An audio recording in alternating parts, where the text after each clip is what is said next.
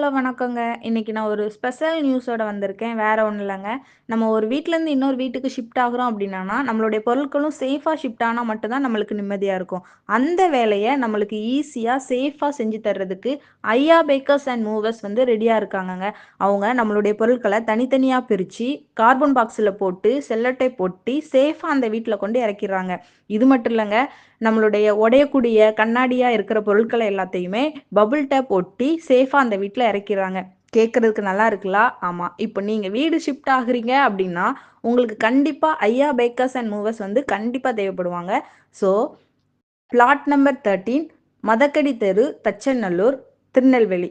ஐயா bakers and மூவர்ஸ அணுகுங்க. அவங்க உங்களுக்கு ஸ்பெஷலா செஞ்சு தருவாங்க. பாய்.